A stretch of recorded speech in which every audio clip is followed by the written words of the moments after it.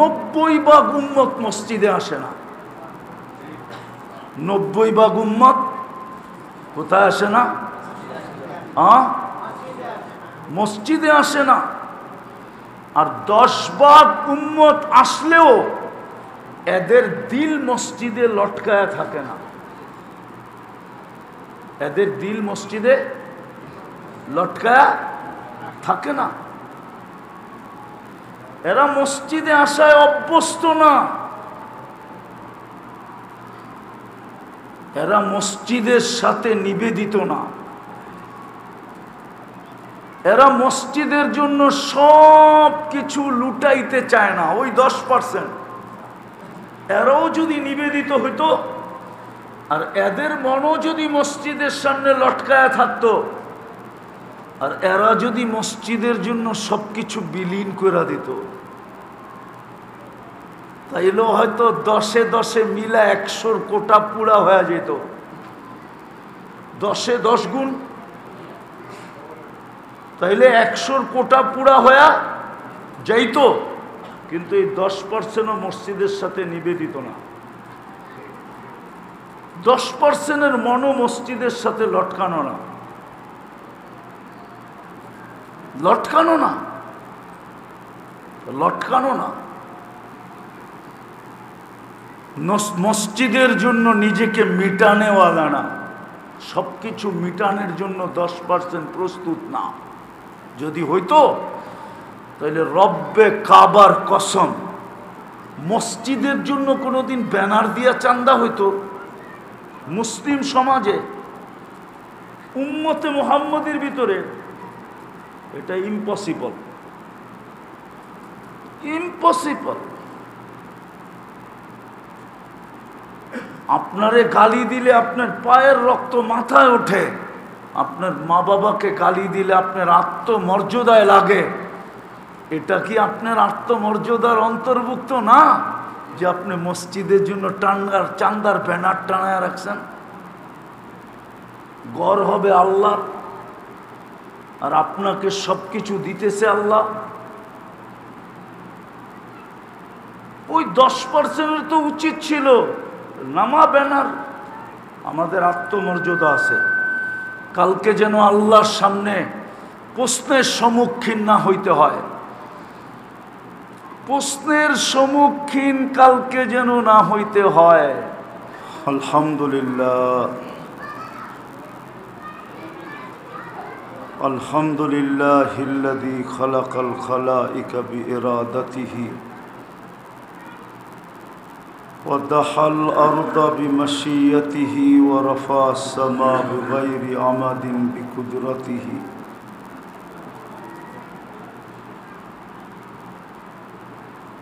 الأحد الصمد الذي لم يتخذ صاحبة ولا ولد خلق الخلق وأحصاهم عدد رفع السماء بقدرته بغير عمد بسط الأرض بقدرته على ماء الجمد قسم الرزق فلا ينسى من خلقه أحد ولم يكن له كفوا أحد الحي القيوم علي العظيم جواد الكريم حنان منان فعال لما يريد. والصلاة والسلام على حبيبنا وحبيب ربنا مصطفى مجتبى لواء الحمد بيده يوم القيامة سيد الأولين والآخرين إمام المرسلين رسول رب العالمين الذي بعثه إلى الجن والإنس بشيرا ونذيرا داعيا إلى الله رحمة للعالمين شفيع المذنبين حريص بالمؤمنين رؤوف رحيم صلى الله عليه وعلى آله وأصحابه وأتباعه صلاة وسلاما كثيرا كثيرا أما بعد فأعوذ بالله من الشيطان الرجيم بسم الله الرحمن الرحيم إنما يعمر مساجد الله من آمن بالله وأقام الصلاة وآتى الزكاة ولم يخشى إلا الله وقال رسول الله صلى الله عليه وسلم لا تقوم الساعة حتى يقال على ظهر الأرض واحد الله الله أو كما قال عليه الصلاة والسلام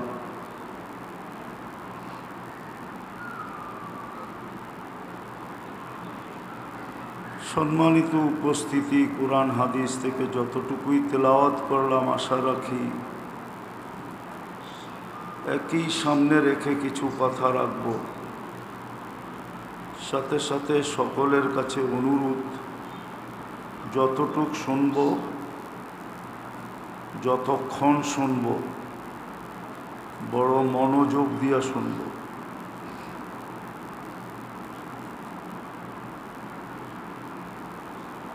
একটা কথা চিন্তা করা উচিত, বিশেষভাবে যাদের উপরে আল্লাহ দুটা দয়া করছেন তাদের চিন্তা করা উচিত। প্রথম দয়া যাদেরকে আল্লাহ মুসলমানের ঘরে জন্ম দিয়েছেন, দ্বিতীয় এর চেয়ে বড় দয়া হলো যাকে আল্লাহ উম্মতে মুহাম্মদী বানায়া সমগ্র উম্মতকে জানা দিছেন, সমগ্র উম্মতকে জানা দিছেন তার তুলনায় প্রত্যেক উম্মতকে, আমরা উম্মতে মুহাম্মদী, আমাদের প্রত্যেককে এর চেয়ে বেশি কোটি গুণ বেশি দান করছেন, সব উম্মতকে জানা দিয়েছেন। হয়তো অনেকের বুঝেই আসে নাই যে সমস্ত উম্মতকে যা দিয়েছেন তার চেয়ে কোটি গুণ আমাদের প্রত্যেককে দান করছেন। কেননা প্রত্যেক উম্মতের সওয়াব একের থেকে শুরু হইতো আর একে যাইয়েই শেষ হয়ে যেত। এই উম্মতের সওয়াব শুরু হয় 10-এর থেকে আর শেষ হয় বেগায়েরে হিসাব, শেষ হয় অগণিততে যায়, হিসাব ছাড়াই যায় শেষ হয়। তাহলে বোঝা গেল যাদেরটা একের থেকে শুরু একে শেষ, আর আমাদেরটা শুরুই 10-এর থেকে, আর হিসাব শেষ হবে যায় বেগায়েরে হিসাবে যায়, বেগায়েরে হিসাব, হিসাব ছাড়া দিবেন। এখনো মনে হয় বুঝে আসে না আপনাদের, তুলনা করতে পারি না। সমস্ত উম্মত নেক করলে এক নেকি পাবেন আর এর উপরে বাড়বে না, আর আমরা নেক কাজ করলে প্রথমেই পাবো 10, আর যদি কোয়ালিটি ভালো করতে পারি তাহলে হিসাব ছাড়া পাবো, বেগায়েরে হিসাব। তাহলে যে এক পাইল সে আপনার সাথে তুলনা করে তো করে কি করে? আপনার সাথে তার কোনো তুলনা হয় না। তো এই উম্মতের প্রত্যেক ব্যক্তি যতটুকু পাবে আর সমস্ত উম্মত যা পাবে এর চেয়েও কোটি গুণ বেশি পাবে, আমরা বেশি পাব। বিধায় আমাদের চিন্তা করা উচিত। আবারও বলতেছি, দুটা দয়া আল্লাহর। একটা হলো সদ ইচ্ছায় আমাদেরকে মুসলমানের ঘরে পাঠাইছে। যদিও আমাদের কাছে সব জিনিসের মূল্য আছে, ইসলামের মূল্য আমাদের কাছে নাই। এটা আল্লাহর রসুলই বলে গেছেন যে একদিন আসবে আমার উম্মতের কাছে ইসলামের কোনো মূল্য থাকবে না। লা ইয়াবকা মিনাল ইসলামি ইল্লা ইসমু, শুধু নামটা থাকবে, নাম, আর কিচ্ছু থাকবে না।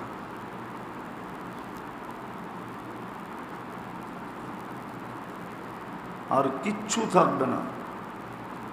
আজকে যেমন আমাদের কাছে শুধু ইসলামের নামটা আছে,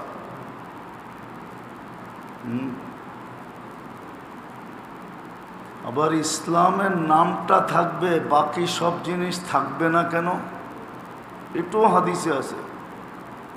ইদা আদ্দুমাত উম্মতি আদ-দুনিয়া নুজিয়াত মিনহা হাইবাতুল ইসলাম। আমার উম্মত যখন দুনিয়াকে লক্ষ্যবস্তু বানাবে, তো ইসলামের গুরুত্ব, মহত্ব, বড়ত্ব, প্রয়োজনীয়তা, ইসলাম যে বিরাট বড় নেয়ামত, মুসলমানের ঘরে জন্ম নিতে পারা এটা যে বিরাট বড় সৌভাগ্যের বিষয়। আল্লাহর রসুল বলেন, এই সব জিনিসগুলা তোমাদের ভিতর থেকে, দিলের থেকে আল্লাহ ছিনায় নিয়ে নেবে। আজকে যেরকম ছিনায় নিয়ে নিছে, ইসলামের এগুলা আমাদের ভিতরে নাই। গুরুত্ব নাই, মহত্ব নাই, বড়ত্ব নাই, প্রয়োজনীয়তা নাই, ইসলামের গৌরব নাই। ইসলামের গৌরব বোঝেন না? মনে হয় বোঝেন না। কি বলা? ইসলামের গৌরব কি? সাধারণ উদাহরণ দিয়ে বুঝাই, রাগ হবেন না তো? হ্যাঁ, লন্ডনী হইতে পারলে গৌরব দেখায়, ঠিক না? এটার নামই গৌরব। আপনি মুসলমান হইয়া এই ভাব দেখান কিনা যে আমি মুসলমান, আই এম মুসলিম, ওই গৌরব তো আমাদের ভিতরে নাই। লন্ডনী হইয়া গৌরব দেখায়, আমেরিকান হইয়া গৌরব দেখায়, পদস্থ হইয়া গৌরব দেখায়, নেতা হইয়া গৌরব দেখায়, বিশাল শিক্ষিত হইয়া গৌরব দেখায়, যুবক যৌবনের গৌরব দেখায়। গরম গরম গরম গরম বোঝেন? এইবার বুঝছেন গৌরব কাকে বলে? যুবক যৌবনের গরম দেখায়, রূপসী রূপের গরম দেখায়। আপনি কি ইসলামের গরম দেখান? ইসলামকে এরকম গৌরবময় মনে করেন? বরং অনেক জনে তো আছে, যদি গৌরবময় মনে করতো তাইলে মুসলিম সমাজে চুল কাটার জন্য সেলুন হইতো, কিন্তু দাড়ি কাটার জন্য কোনো সেলুন হইতো না।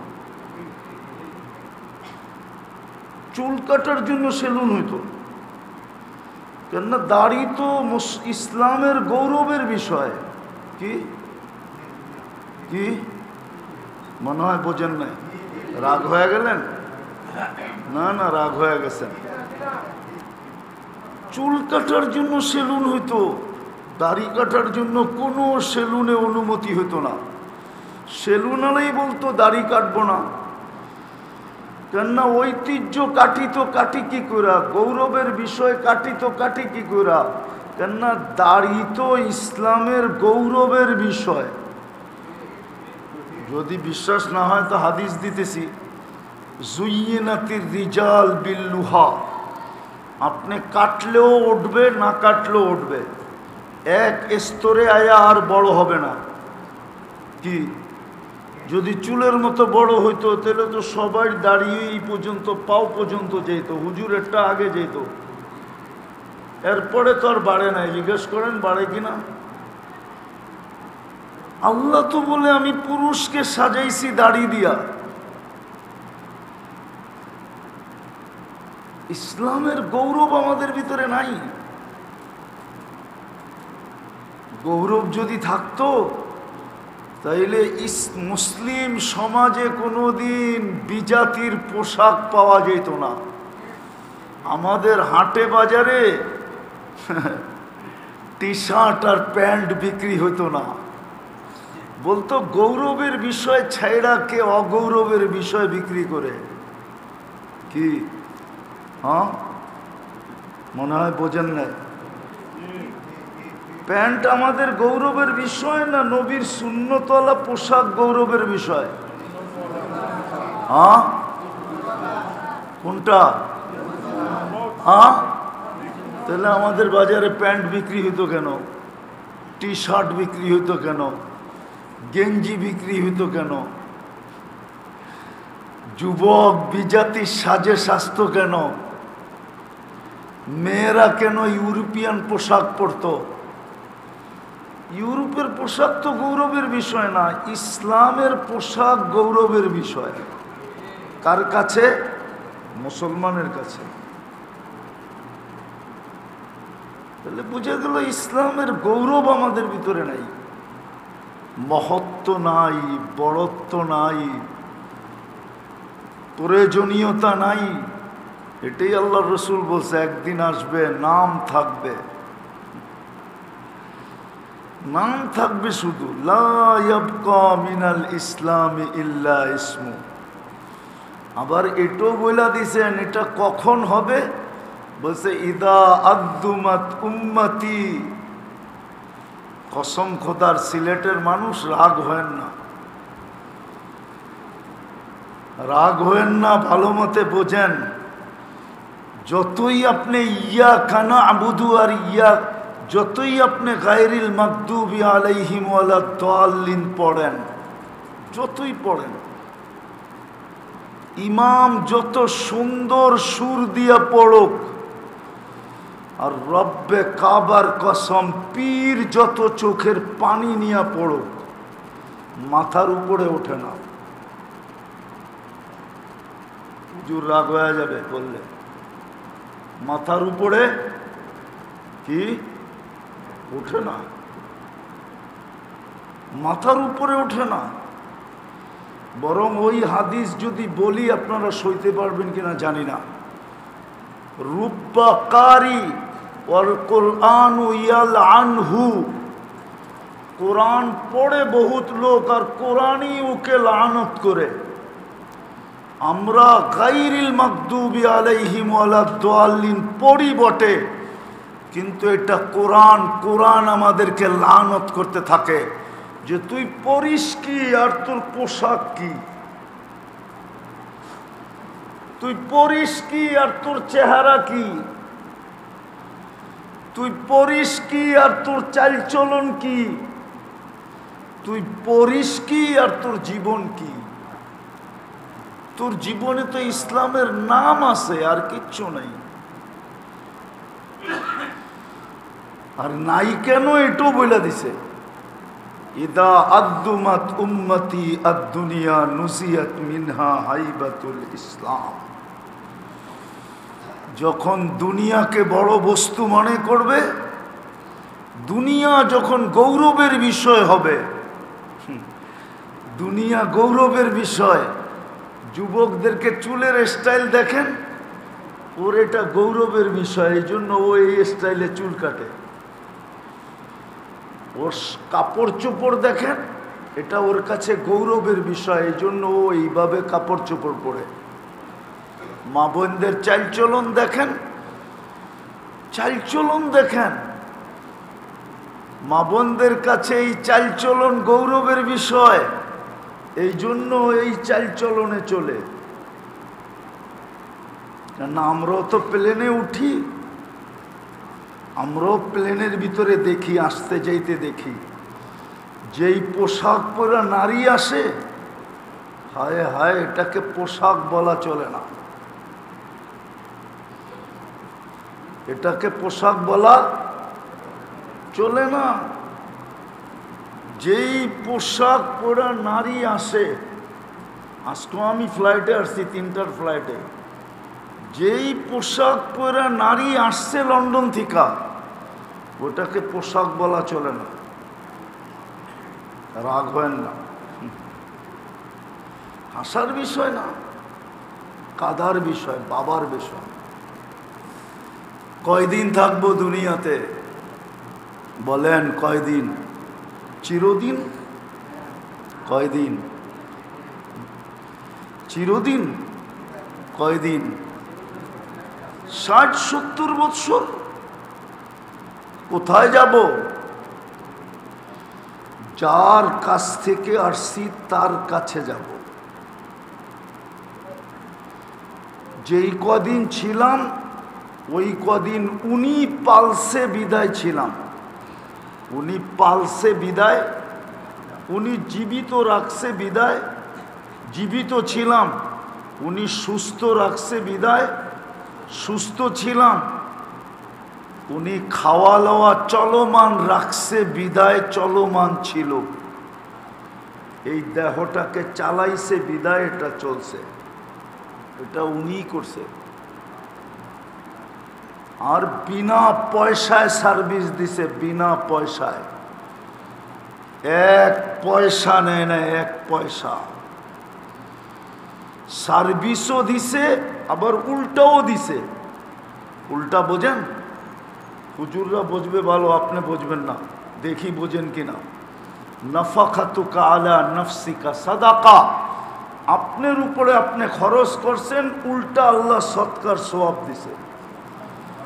নাফাকাতুকা আলা ইয়ালিকা সাদাকা, আপনি আপনার পরিবার পরিজনের উপরে খরচ করছেন, এইখান থেকে নিছেন, এইখানে করছেন, আবার এইখানওয়ালায় উল্টা আপনাকে সৎকার সওয়াব দিছে। আমি হাদিস বলতেছি, হাদিস, এগুলো হাদিসে আছে। নাফাকাতুকা আলা নফসিকা সাদাকা, নাফাকাতুকা আলা ইয়ালিকা সাদাকা, পরিবার পরিজনের উপরে খরচ করছি, ওইখান থেকে নিয়ে এইখানে ডালছি। আবার উনি উল্টা আমাকে সার্ভিস দিছেন বিনা পয়সায়, তারপরও বলছে সৎকার সওয়াব দিলাম। আপনি আর আমি ঘুমাইছি, উনি সওয়াব, ইবাদতের সওয়াব লেখছেন। এশা পড়া বাজমাত, ফজর পড়ছেন, সারা রাত্র ঘুমায়া কাটাইছেন, আপনাকে আমাকে ইবাদতের সওয়াব দিছে।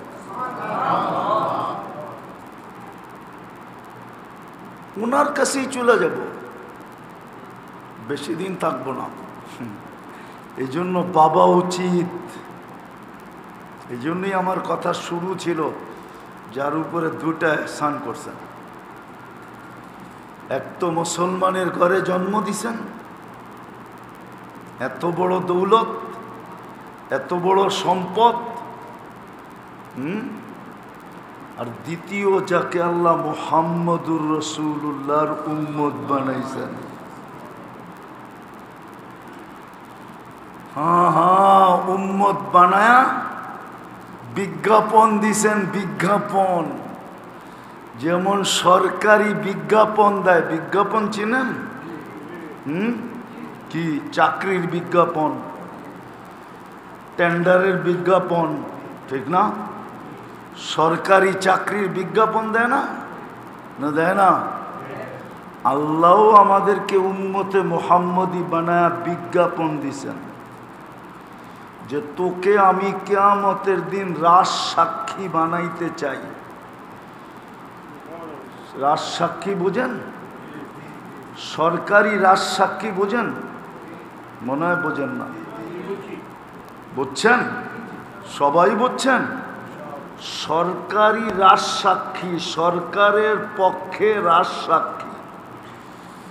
যদি সরকার কাউকে নিজের পক্ষের রাজ সাক্ষী নির্ধারণ করে, তাহলে সরকারি রুলস হইল ওর থাকা খাওয়া আসা যাওয়া নিরাপত্তা নিরাপত্তা সব কিছু, যদিও সিগারেটও খায়, বিড়িও খায়, পানও খায়, গুয়াও খায়, যা কিছু করে সমস্ত কিছু দায় দায়িত্ব বহন করা সরকারের দায়িত্ব।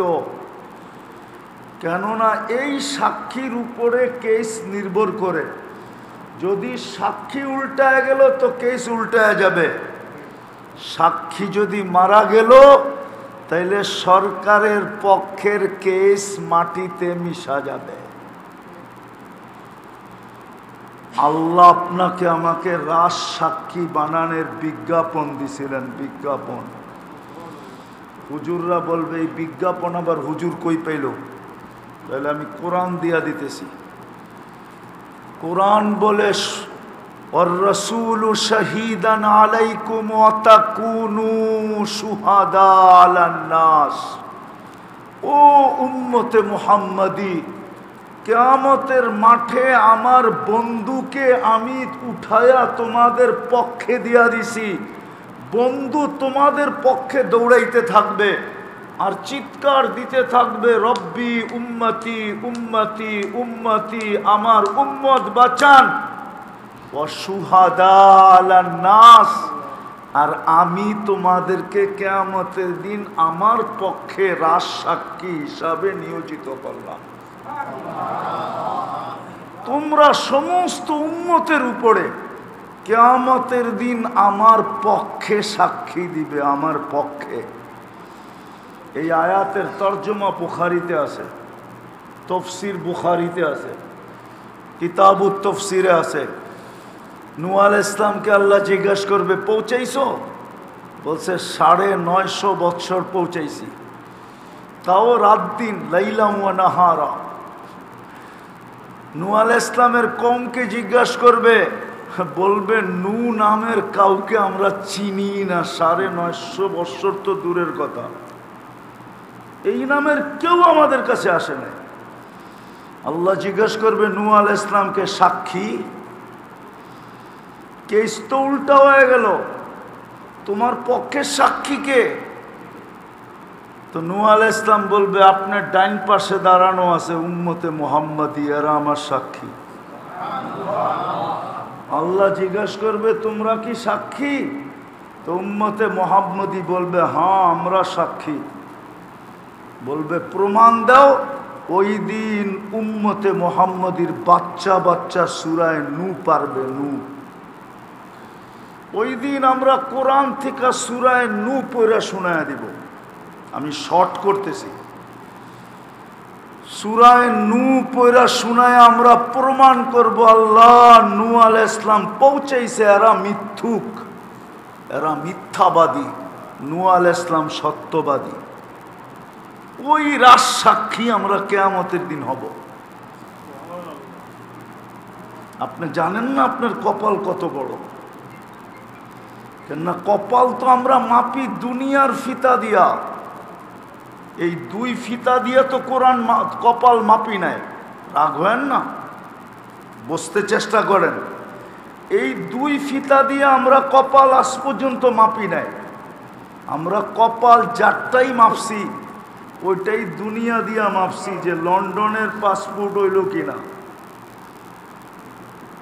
কানাডার পিআর পাইলাম কিনা, আমেরিকার গ্রিন কার্ড মিলল কিনা, কোটিপতি হইলাম কিনা। আমরা কপাল মাপছি দুনিয়া দিয়া, এই দুই ফিতা দিয়া কপাল মাপি নাই যে আমি মুসলমান, আমি উম্মতে মুহাম্মাদি। বিদায় আমি শেষ জায়গায় চলে আসছি। শুরু ছিল দুটা জিনিস আমাদের ভাবা উচিত, দুটা জিনিস আমাদের ভাবা উচিত। যে মানুষ এখনো জমিনে আসলো না, আল্লাহর কর কেন চলে আসলো? মানুষ এখনো আসে নাই, মানুষ এখনো আসে নাই, কিন্তু আল্লাহর ঘর আরে কাবা কি মানুষ আসার পরে তৈরি হয়েছে, না মানুষ আসার আগে বাইতুল্লাহ তৈরি হয়েছে? কোনটা? মক্কার বাইতুল্লাহ মানুষ আসার আগে আল্লাহ পাঠাইছেন, না মানুষ আসার পরে পাঠাইছেন? বলেন না। হ্যাঁ, ওলামা একমত। আগে সত্য তো। হ্যাঁ, মানুষ তো আসে না, ঘর দিয়ে কি দরকার? ঘরের কি প্রয়োজন? মানুষ তো আসে না, মানুষ তো আরো অনেক পরে আসবে, ঘর আগে কেন? আল্লাহ মুসলমান আর উম্মতে মুহাম্মাদীকে বুঝাইতে চাইতেছেন যে সব না হইলেও তোমার চলবে, কিন্তু আমার ঘর যদি না হয় তাইলে তোমার একদিনও চলবে না। সব না হইলেও চলবে, সব না হইলেও মনে হয় বুঝেন নাই। সব না হইলেও চলবে বলে প্রমাণ বনি ইসরাইল 40 বৎসর মরুভূমিতে আল্লাহ পালছেন। মুসা আলাইহিস সালাম আর তার কওমকে পালছেন। 40 বৎসরে কাপড় ময়লা হয় না, বাচ্চা বড় হয়েছে, কাপড়ও বড় হয়েছে। 40 বৎসর কাপড় ছিঁড়ে নাই, মারা গেলে কাপড় লম্বা হয়ে গেছে।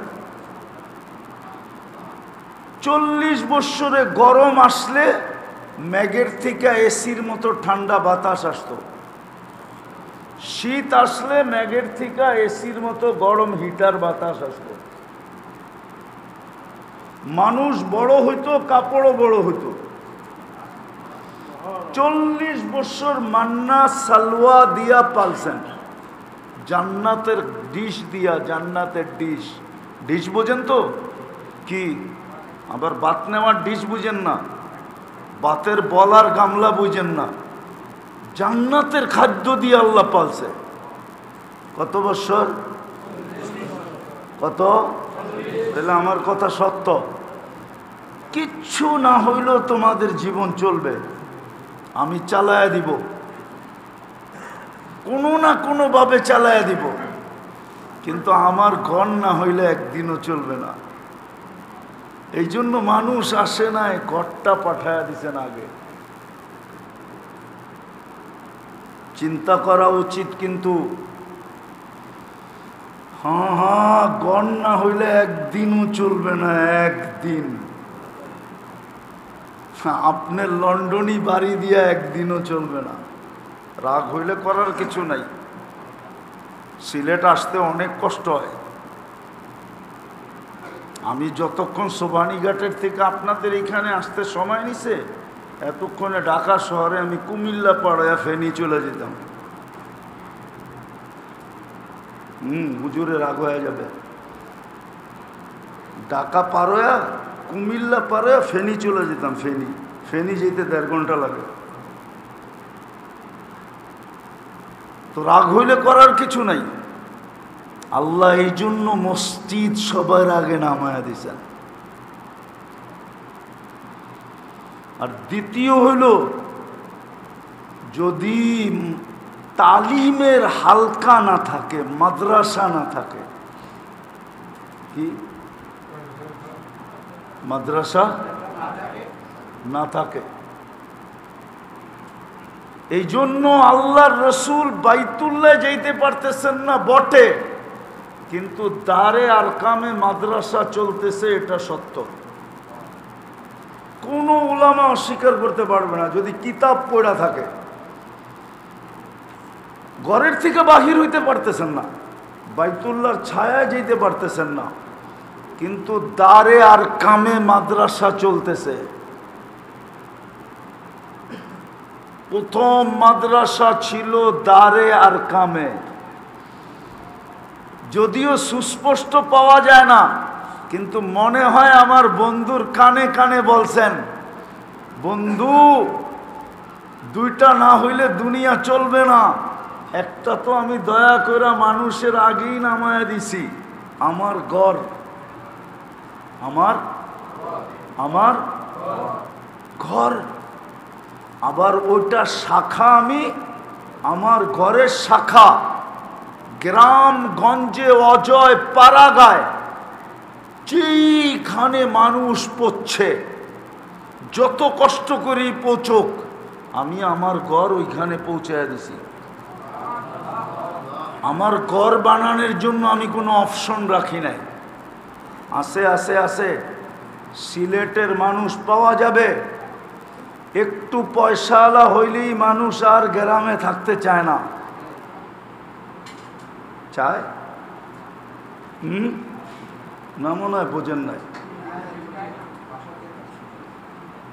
একটু পয়সাওয়ালা হইলেই আর কোথায় যায়? আপনি তো একবারে সিলেট বাদ দিয়ে লন্ডনে গেছেন গা। প্রথম সিলেট শহরে যায়, ঠিক না?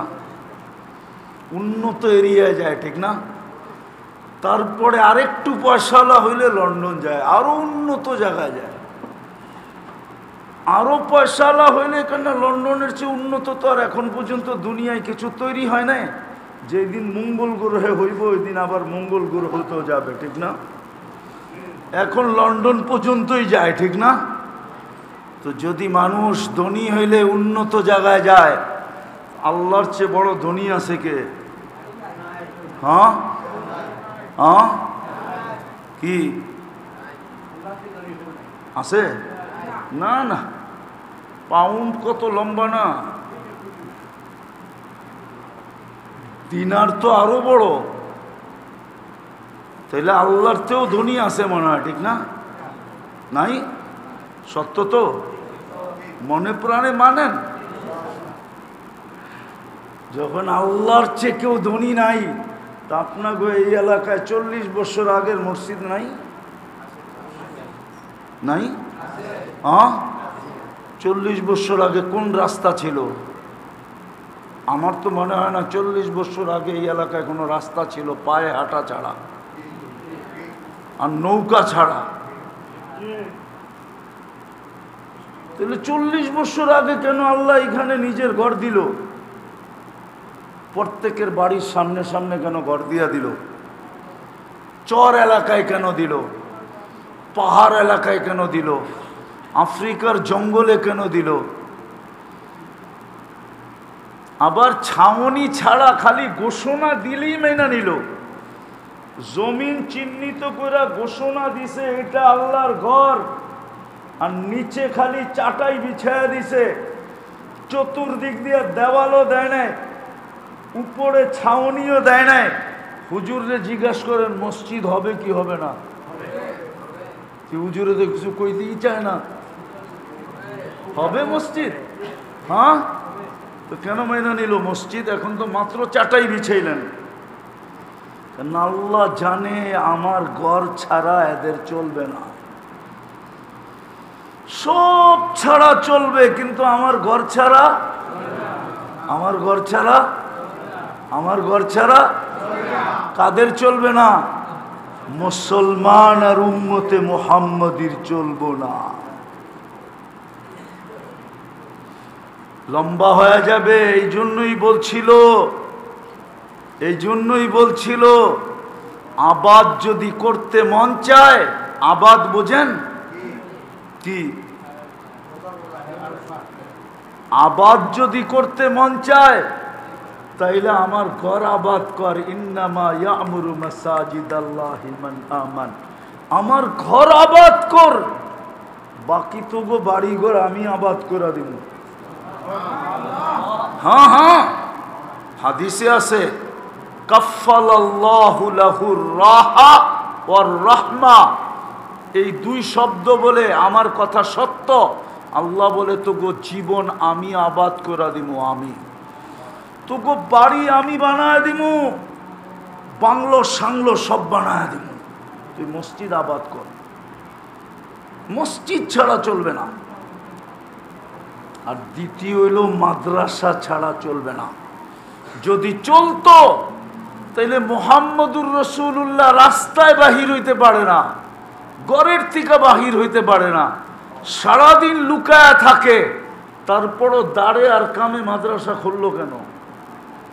আমাকে ওলামা জবাব দেখ, দারে আরকামে কেন মাদ্রাসা করলেন? দারে আরকামে কি মাদ্রাসা ছিল না? না ছিল না? হ্যাঁ ছিল। ওমর মুসলমান হয়েছে কোথায় বৈশা? কোথায় বৈশা মুসলমান হয়েছে? দারে আরকামে বৈশা মুসলমান হয়েছে। দারে আরকামে ডুইকা আরকাম রাদিয়াল্লাহু তাআলা আনহুর ঘর মাদ্রাসা ছিল। উনি বলছেন একটা তো পাঠায় দিল, পাখি তো দুই ডানা ছাড়া উড়তে পারে না, একটা তো আছে, আমরা ওই পর্যন্ত উড়তে পারবো না, ডানা যদি আমাদের আরেকটা না লাগে তো ওটা লাগাইবেন। তো লাগাইবেন কোথায়? আমার ঘরে লাগাইলেন। যেদিন দারে আরকাম ছেড়া চলে গেছেন, মদিনা মুনাওয়ারায় প্রথম মসজিদ বানাইছেন। যেদিন মদিনা মুনাওয়ারার মসজিদের ভিত্তি রাখছেন, ওই দিন সাথে সাথে আসহাবে সুফার মাদ্রাসাও বানাইছেন। এই দুটা ছাড়া আমাদের জীবন চলবে না। আমার কথা লেখা রাখেন। আজকে উম্মত এই দুটার সাথে, এই দুটার থেকে বিমুখ হওয়ার কারণে, এক তো উম্মত মসজিদ থেকে বিমুখ। 90% উম্মত মসজিদে আসে না। 90% উম্মত কোথায় আসে না? মসজিদে আসে না। আর 10% উম্মত আসলেও এদের দিল মসজিদে লটকায়া থাকে না। এদের দিল মসজিদে লটকায়া থাকে না। এরা মসজিদে আসায় অভ্যস্ত না। এরা মসজিদের সাথে নিবেদিত না। এরা মসজিদের জন্য সব কিছু লুটাইতে চায় না। ওই 10%, এরাও যদি নিবেদিত হইতো, আর এদের মনও যদি মসজিদের সামনে লটকায়া থাকতো, আর এরা যদি মসজিদের জন্য সবকিছু বিলীন করে দিত, তাইলেও হয়তো 10-10 মিলা 100 কোটা পুরা হয়ে যেত। 10-10 গুণ, তাইলে 100 কোটা পুরা হয়ে যাইত। কিন্তু এই 10%ও মসজিদের সাথে নিবেদিত না। 10%-এর মনও মসজিদের সাথে লটকানো না। লটকানো না, লটকানো না। মসজিদের জন্য নিজেকে মিটানেওয়ালা না, সবকিছু মিটানের জন্য 10% প্রস্তুত না। যদি হইতো তাহলে রব্বে কাবার কসম, মসজিদের জন্য কোনোদিন ব্যানার দিয়া চান্দা হইতো? মুসলিম সমাজে, উম্মতে মুহাম্মদের ভিতরে এটা ইম্পসিবল, ইম্পসিবল। আপনারে গালি দিলে আপনার পায়ের রক্ত মাথায় ওঠে, আপনার মা বাবাকে গালি দিলে আপনার আত্মমর্যাদায় লাগে। এটা কি আপনার আত্মমর্যাদার অন্তর্ভুক্ত না যে আপনি মসজিদের জন্য চান্দার ব্যানার টানায় রাখছেন? গড় হবে আল্লাহ, আর আপনাকে সবকিছু দিতেছে আল্লাহ। ওই 10%-এর তো উচিত ছিল নামা ব্যানার। আমাদের আত্মমর্যাদা আছে, কালকে যেন আল্লাহর সামনে প্রশ্নের সম্মুখীন না হইতে হয়। প্রশ্নের সম্মুখীন কালকে যেন না হইতে হয়। যেমন আমি একটা কাহিনী দিতেছি হাদিস থেকে। আল্লাহর রসুল বলছে, ওসমান, পানির ব্যবস্থা নাই মদিনায়, মুহাজির আনসার পানি পায় না। একটা ব্যবস্থা আছে, এটা ইহুদির কাছে কুয়া আছে, কিন্তু ও সবাইকে দিতে চায়, কিন্তু মুসলমানদেরকে দিতে গেলেই বিনা পয়সায় দেয় না, পয়সা ছাড়া দেয় না। আবার সব সময় দেয় না, সময় মতো গেলে দেয়, নাইলে দেয় না। তো ওসমান রাদিয়াল্লাহু তাআলা আনহু আত্মমর্যাদায় লাগছে, পানি কুয়া ব্যবস্থা নাই, আমি টাকা দিয়ে কি করব? তো উনি ইহুদির রব জানতেন, যে জিজ্ঞাসা করছে টাকা কুয়া বেচবি? কয় না বেচবো না। কয় কত টাকা হইলে বেচবি না? বুঝলাম তুই বেচবি না, কিন্তু কত টাকা হইলে বেচবি না? সীমারেখা কতটুক বল না, এরপরে তো বেচবি। তো এই কথা বলা না যে ইহুদির পায়ের রক্ত মাথায় উঠায় দেওয়া, কেননা ইহুদিরা পয়সার লোভী। কিসের? উনি বলছে কি কত টাকা হইলে বেচবি না? বেচবি না বুঝলাম, তুই ভাবছস আমি অল্প টাকা দিয়ে কিনবো, এখন কত টাকা হইলে বেচবি না? তো গাট্টি বইরা চাইছে, গাট্টি। মায়েরে এমন দাম চামু যেন কিনতে না পারে। ও গাট্টি বইরা চাইছে, চাইতে দেরি। ওসমান রাদিয়াল্লাহু তাআলা আনহু বলছে টান, কিনা ফেললাম, কিনা ফেললাম। বাড়িতে আর টাকার গাট্টি উঠে মুখে মেরা দিছে, ল দেখু আমারে। আল্লাহ রসুলের কাছে যাইতেছে কুয়ার সুসংবাদ শোনানোর জন্য। জিবরিল আলাইহিস সালাম আগেই গাট্টি লইয়া আয়া বয়া আছে। গাট্টি নিয়ে আইসা আগের থেকেই অপেক্ষা করতেছে আর বলতেছে আসতেছে আপনার লাডলা। কাম বানায় আসতেছে, কাম বানায়। কত দিয়া কিনছে এটাও বলে না, কয় কাম কমপ্লিট করে আসতেছে। আপনার কলিজার জিন নুরাইন আসতেছে। জিজ্ঞাসা করেন কত দিয়া কিনছে? আসার পরে জিজ্ঞাসা করছে ওসমান কুয়া কত দিয়া কিনলা? কয় এটা বলবো না, কিনছি এটা বলবো। কিনা ফেলছি, আর শুধু কিনি নাই, আপনার কদমে দেওয়ার জন্য আসছি। এটা আপনার আর মুসলমানের জন্য হাদিয়া। বলছে ওসমান দাম বলো না। বলছে এটা বলবো না। বলে আজকে চলতেছে তোমার আর আল্লাহর পাল্লা। আল্লাহ জিবরিলকে গাট্টি দিয়া পাঠায়া দিছে। এই যে অনেকক্ষণ ধরে বসে আছে, তুমিও গাঠি দিছো, অগণিত দিছো, কত দিছো তুমিই জানো। আল্লাহ গাঠি দিয়া পাঠায়া দিছে জিবরিলকে। আজকে তোমাদের দুইজনের চলতেছে, কিন্তু আল্লাহর আগে তুমি যেতে পারবে না। বলছে আল্লাহ কি বইলা পাঠাইছে?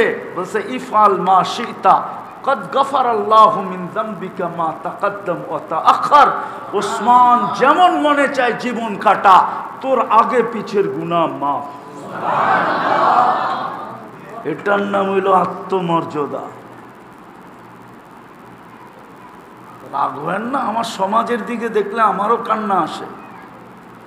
মসজিদের জন্য চান্দা আর হবে না কেন? ৯৯ ভাগই তো মসজিদ, ৯০ ভাগই তো মসজিদে যায় না। আর ১০ ভাগ গেলেও এদের মন মসজিদে লাগানো, আটকানো না, মসজিদের সাথে নিবেদিত প্রাণ না। মসজিদের সাথে নিবেদিত প্রাণ বুঝেন? মসজিদের সাথে নিবেদিত প্রাণ না। মসজিদের জন্য সব কিছু উৎসর্গ করে দিতে চায় না। দ্বিতীয় যেটা মাদ্রাসা, ওটা চলতেছে আলহামদুলিল্লাহ, আল্লাহ চালাইতেছে, কিন্তু এটার সাথেও উম্মতের 2% লোক নিবেদিত না। কয় পার্সেন্ট? না রাখবেন না, নিবেদিত বোঝেন? হ্যাঁ, যারা ডেলি আইসা খবর নেয় কি লাগবো বলো, আমাদের জন্য কোনো সুযোগ আছে কিনা, এটার নাম নিবেদিত প্রাণ। সংসারে ডেলি সকালে উঠা কি জিগায়, কি জিজ্ঞাসা করে? স্ত্রীকে কি জিজ্ঞাসা করে? ছেলে পেলেকে কি জিজ্ঞাসা করে? বাহিরে যাওয়ার সময় মেয়েকে কি বলে? মা তুই কি খাবি, আমি কি নিয়ে আসবো। এটার নাম নিবেদিত প্রাণ। 2% মুসলমান মাদ্রাসার সাথে নিবেদিত প্রাণ না। শতকরা 2 জন। জানি না আপনাদের সিলেটে বেশি থাকতে পারে। 2 জন নিবেদিত প্রাণ না, যারা ডেলি মাদ্রাসায় এসে জিজ্ঞাসা করে যে কি লাগবে, আমি কতটুকু করতে পারি। কেননা এই 2টা যতদিন থাকবে আমরা থাকবো, থাকবে না আমরা থাকবো না। লেখা রাখেন আমার কথা। যেদিন মসজিদ থাকবে না আর মাদ্রাসা থাকবে না, মসজিদ থাকবে না আর মাদ্রাসা থাকবে না, এত মসজিদ এত মাদ্রাসা হওয়া সত্ত্বেও 90% মুসলমানকে দেখলে মুসলমান মনে হয় না। জিজ্ঞাসা করতে হয় ইউ আর মুসলিম, ওর পোশাকে না, আশাকে না, চাইলে না, চলনে না, উঠায় না, বসায় না, চলায় না, ফিরায় না, খাওয়ায় না, লওয়ায় না, কোনো কিছুতে বোঝা যায় না মুসলমান কিনা। ওকে জিজ্ঞাসা করতে হয় ইউ আর মুসলিম, তুমি মুসলমান কিনা। মেরে দোস্ত, এই 2টা যদি না থাকে তাহলে কসম খোদার আমরা থাকবো না, আমরা থাকবো না। আর না থাকার দিকেই দুনিয়া যাইতেছে, না থাকার দিকেই কিন্তু দুনিয়া যাইতেছে, না থাকার দিকে। একের পরে এক দেশ মাটির সাথে মিশতেছে। আফগানিস্তান মিশা গেছে, ইরাক মিশা গেছে, লিবিয়া মিশা গেছে, সিরিয়া মিশা গেছে, ফিলিস্তিন মিশা গেছে। জানি না আপনার আমার সিরিয়াল কবে আসবে। একের পর এক মাটির সাথে মিশা যেতেছে। আল্লাহ যেন দেখেও দেখেন না। মনে হয় আমাদের দোয়া মাথার উপরেই ওঠে না, আমাদের চোখের পানি কোনো রং দেখায় না, আমাদের চিৎকার কোনো কাজে আসে না। আজ পর্যন্ত দুনিয়ার কোনো মিডিয়া লেখে নাই, আজ পর্যন্ত ইলেকট্রনিক মিডিয়া, দুনিয়ার কোনো মিডিয়া আজ পর্যন্ত লেখে নাই ইসরায়েল সন্ত্রাসী রাষ্ট্র, আজ পর্যন্ত লেখে নাই। আর কত মূল্যে লিখবে বলেন আমাকে? রাগ হয়ে গেলেন? হ্যাঁ, একটু বিবেক দিয়ে কাজে নেন। শেষ জায়গায় চলে আসছি। আসেন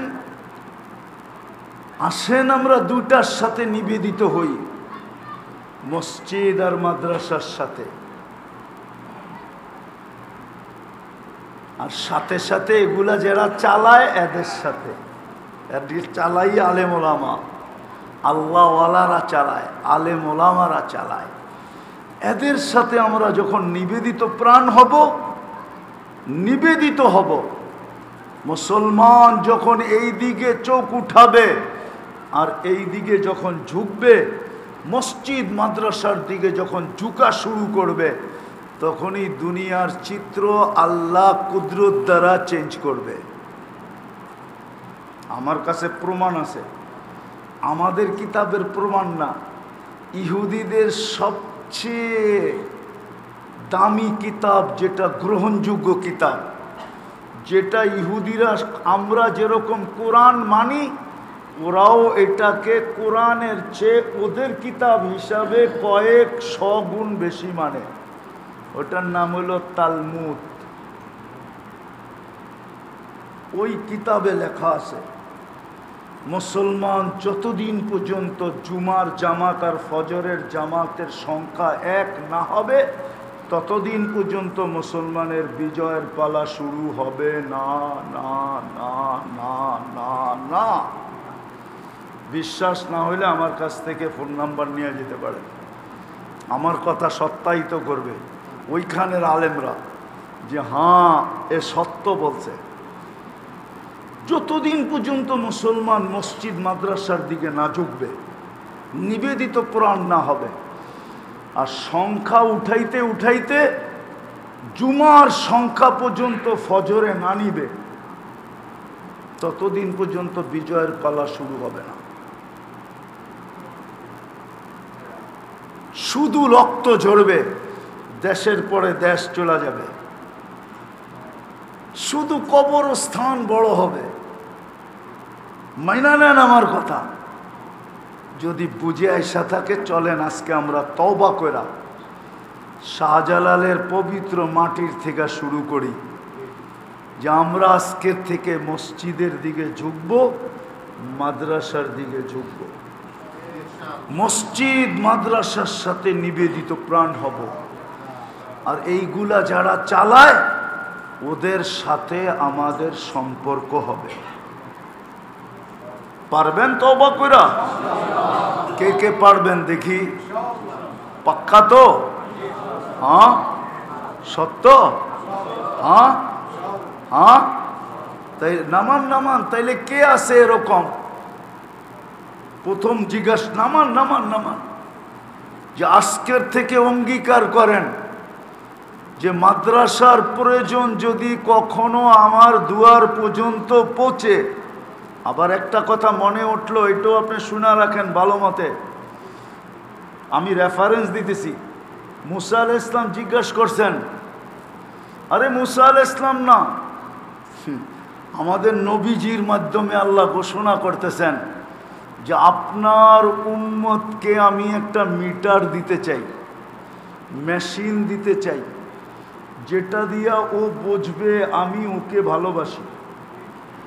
তো বলছে এটা আবার কোন মেশিন? আপনার উম্মতকে বলে দেন, আপনার উম্মতের কোনো ব্যক্তির কাছে যদি অপর ব্যক্তির প্রয়োজন আমি নিয়ে যাই, আর সঠিক প্রয়োজন নিয়ে যাই, প্রয়োজন এবং কি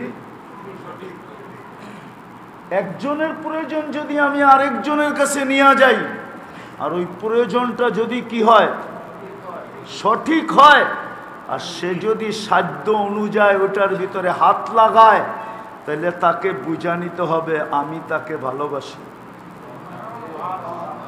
হাদিসে আছে আমি তাকে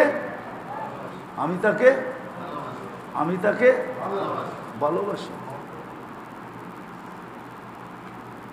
হ্যাঁ, ইদা আহাব্বাল্লাহু আবদান, আল্লাহ যখন কাউকে ভালোবাসে তো অপর মুসলমানের হাজত তার কাছে নিয়ে আসে। এটা প্রমাণ যে আল্লাহ ভালোবাসে।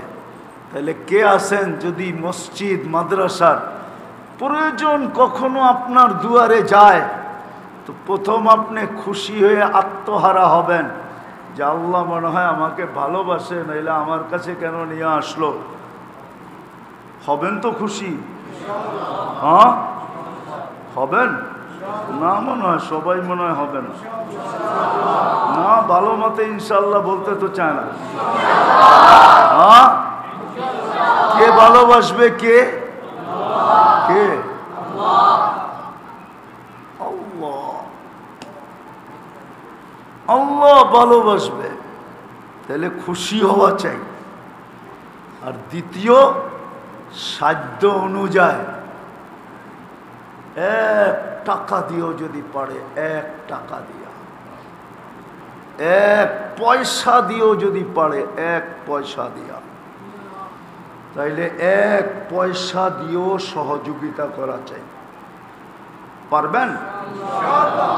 কে কে পারবেন দেখি? হ্যাঁ, সত্য? আল্লাহ কবুল করুক। নামান নামান, এটা এলাকাবাসীদের দায়িত্ব। আপনি জানেন না, এটা ডাক্তারও একমত হবে আমার সাথে।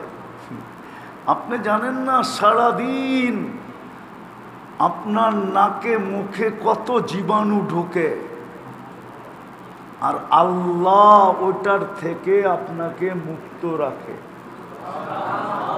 এটা আপনাকে বিজ্ঞান দিয়েও মানতে হবে। আর এটাও মানতে হবে এলাকায় কত সারা দিনে কত আপদ বিপদ আকাশ থেকে আসে, আর এই মসজিদ মাদ্রাসার কারণে এলাকাবাসী ওই বিপদ আপদ থেকে বাঁচে। একটা প্রমাণ দিমু, 2020-এ করোনা নিয়ে যে আলোচনা ওয়ার্ল্ড ওয়াইজ সারা দুনিয়ায় যেই ধারণা ছিল, অ্যানালাইসিস ছিল, চিন্তা ছিল, যুগ বিয়োগ ছিল, তো সারা দুনিয়া বলছে বাংলাদেশে সবচেয়ে বেশি বিপর্যয় হবে। কোথায়? হ্যাঁ, কিন্তু আল্লাহ উল্টা কইরা দেখাইছে, বাংলাদেশ 1 নম্বর। সারা ওয়ার্ল্ডে করোনার সময় বাংলাদেশের মতো কম বিপর্যয় দুনিয়ার কোনো দেশে হয় নাই। WHO লিস্টিতে বাংলাদেশের নাম 1 নম্বরে। আপনি এখন নেটে সার্চ দেন, তারপরে আমারে ফোন দেন, ভুল হইলে তারপরে বলেন। 1 নম্বরে। কেন? দুনিয়া তো বলছিল সবচেয়ে বেশি হবে, কেননা বাংলাদেশে 40,000-এর উপরে হেফজোখানা করোনার সময়ও এই হুজুররা অনলাইনে চালাইছে, অনলাইনে মোবাইল দিয়া চালাইছে। কি দিয়া? আপনারা ডাইরেক্ট চালাইছেন, কিন্তু বাকি মোবাইলে পর্যন্ত চালাইছে। ডাইরেক্ট পারলে তো চালাইছেই চালাইছে, বাকিগুলা কি দিয়া চালাইছে? ওরা এখনো WHO গবেষণা করতেছে আমেরিকায় বসে বসা, যে বাংলাদেশে এত কম বিপর্যয় হইল কি কইরা। ওরা এখনো খুঁজা কোনো কুলু পায় নাই, কোনো কারণ পায় নাই, পাবে না। কেননা ওরা তো হেফজোখানা চিনে না। যে সুবে সাদেক হওয়ারও 1 ঘন্টা আগে ওঠে, প্রথমে লাল সবুজের পরিধিটাকে আধ্যাত্মিক সুরক্ষার চাদর দিয়া ঢাকে, তারপরে আল্লাহর কালাম খুইলা পড়া শুরু করে। বিদায় মাদ্রাসা মসজিদের কারণে আপনার এলাকা বেঁচে আছে। যেমন আপনার শরীরটা সারাদিন হাজারো জীবাণু আসে, কিন্তু আল্লাহ বাঁচায় দেয় দেখা বেঁচে আছে। ঠিক এরকম হাজারো বিপদ আসে, আপনি জানেন না, শুধুই মসজিদ মাদ্রাসার কারণে বেঁচে যায়। বিদায় অপকার হইতেছে না উপকার? তাহলে আপনি এটার উপকার করবেন না কেন? করবেন পাক্কা? হ্যাঁ, কি কয় হুজুর, করে না করবে না? করবে। হ্যাঁ করবে, সবাই ওয়াদা পাক্কা তো? 1 টাকা দিয়ে পারেন, 1 টাকা দিয়ে করেন প্রমাণ, 1 টাকা দিয়ে নিবেদিত প্রমাণ দেন। আপনি ডেলি এসে জিজ্ঞেস করেন কি লাগবে, যদিও শুনবেন আপনি বলবেন হুজুর আমার কাছে 1 টাকা আছে, রাইখা দেন, দেখেন কাজে লাগে কিনা। 1 টাকা দেন, 1 টাকা দিবেন তো? আল্লাহ আমল করার তৌফিক দান করেন।